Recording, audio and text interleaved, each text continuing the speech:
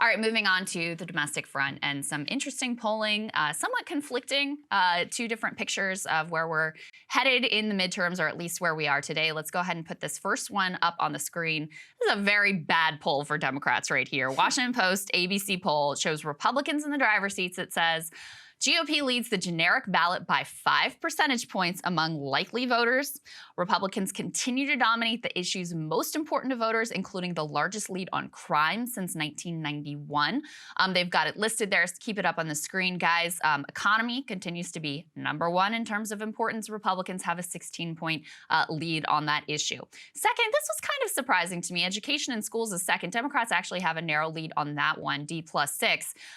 Just after that is inflation. So economy and inflation, obviously still top of mind. Republicans with a +19 advantage on that. Then comes crime, Republicans +14. Then comes abortion, Democrats +20.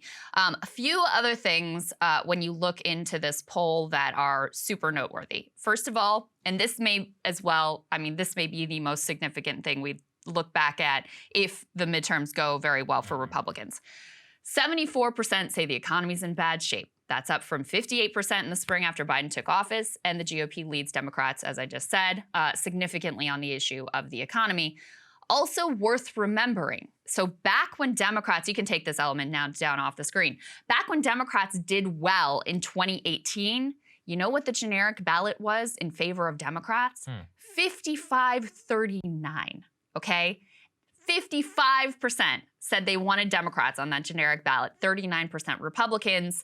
And of course, it ends up being a good year for Democrats. Now you look at those numbers and you have Republicans with a 5-point lead on the generic ballot. As we know, because of structural issues, Republicans do not need to win the generic ballot by as much as Democrats in order to win control of the House.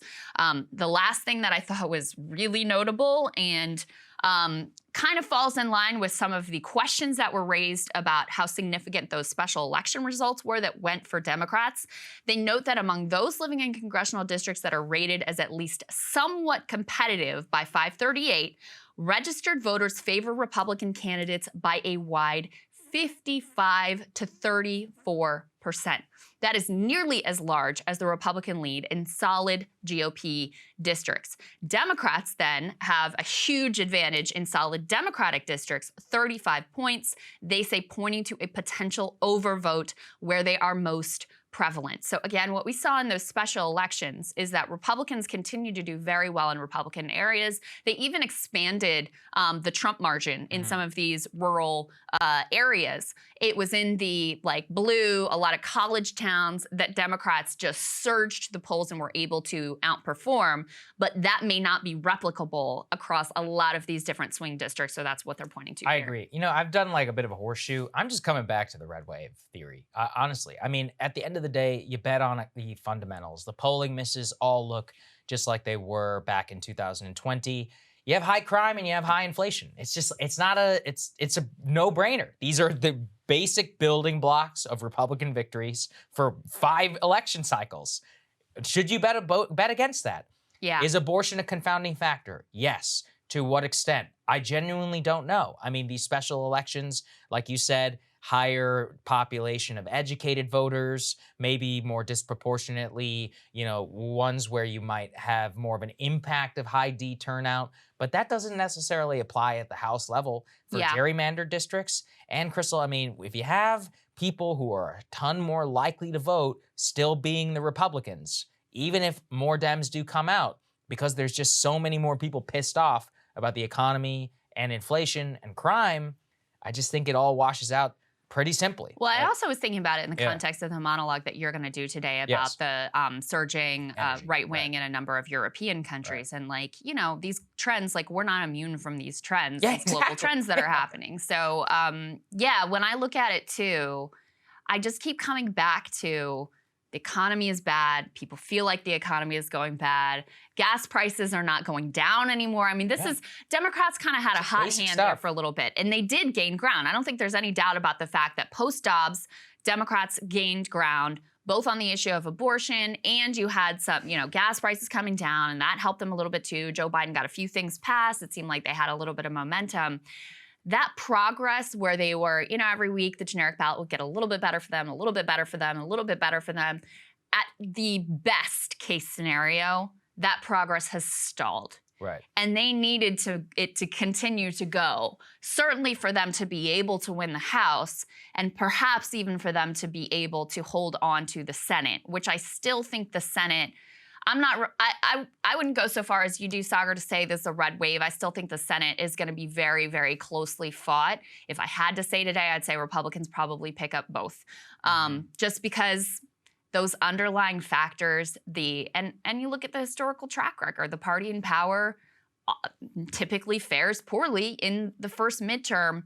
It's hard for me to imagine that abortion changed the game that much, that it really flipped it from a red wave year to what would be. I mean, if Democrats hold the House and hold the Senate, that should be considered basically a Democratic wave year because it is so unprecedented in terms of the history. So it's still hard for me to imagine that is the case. So when I saw this, I thought, this kind of squares with my analysis of where things stand right now, where Democratic progress at best has stalled out, short of where they need to be. They may have peaked a little bit too early, and you're not really seeing it yet, but you could start to see some backsliding towards the GOP here in the final days. I agree. I mean, look, it's difficult. And obviously there's confounding polls too. So let's pull the next one up there from CBS. CBS actually says that while Republicans remain in the position to take the majority, that their lead has actually shrunk to only an R+10 gain in the House of Representatives. And they say that Dems have actually gained there on the generic. Yeah. So but then, I don't know. I mean, on the other hand,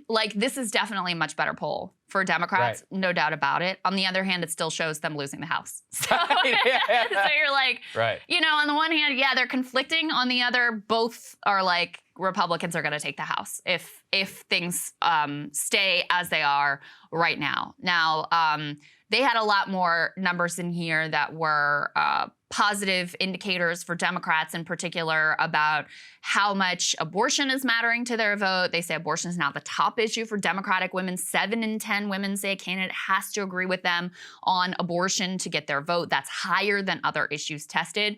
So it's a little bit different than the picture in the last poll where they just asked people, is this important to you? Here, they'd really try to get at, how much does this actually matter for your vote?